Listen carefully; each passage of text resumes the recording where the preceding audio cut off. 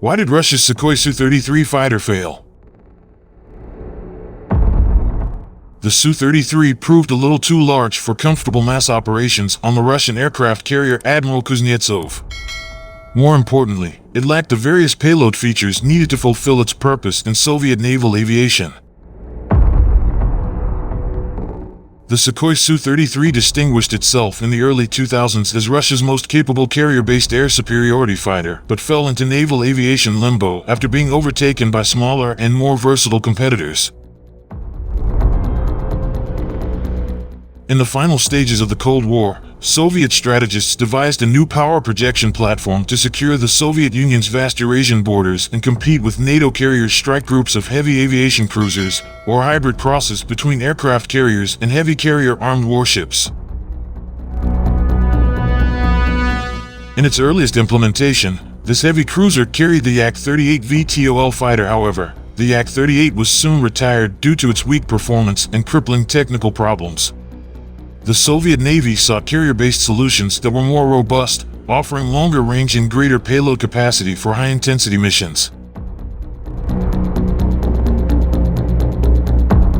Towards the end of the 1970s, the decision was made to develop a carrier-based variant of the prolific Su-27 flanker. Originally labeled the Su-27K, the fighter was renamed the Su-33 after its introduction in the summer of 1998.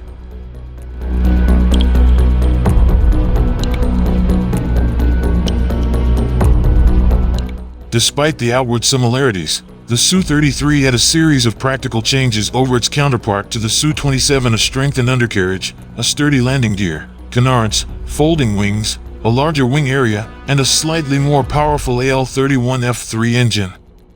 This design feature was specifically intended to accommodate the tighter layout and smaller runway of the carrier.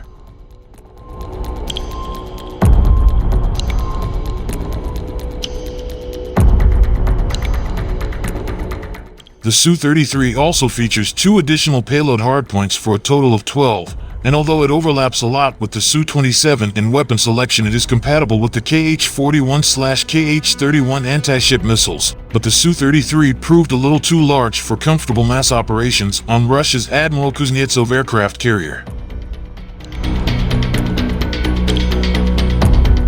More importantly, it lacked the various payload features needed to fulfill its purpose in Soviet naval aviation.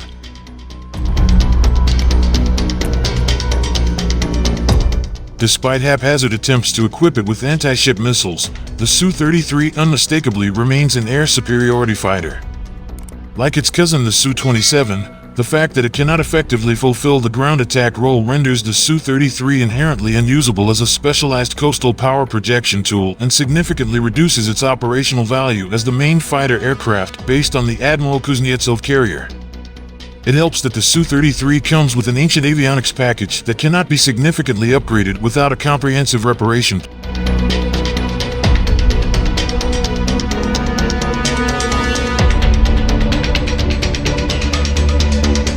In 2009, the Russian Navy decided to replace the 30-35 Su-33 currently in service with the competing and cheaper MiG-29K.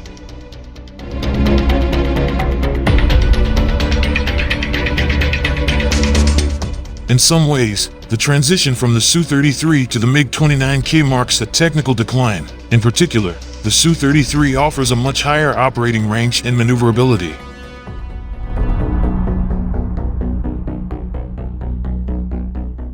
However, the MiG-29K is far more capable as a ground attack and multi-role fighter. It offers an expanded choice of standoff missiles and guided bombs. Equally important, the MiG-29K is equipped with electronic countermeasures, ECM, features, low observability technology, and a relatively advanced ZUCM multifunction radar for a much more powerful ground attack capability.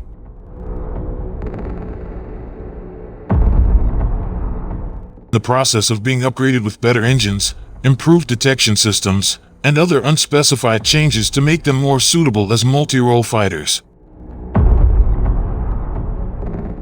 The extent and timing of the upgrade package is still unclear. The future of the Su-33 service and Russian naval aviation more broadly.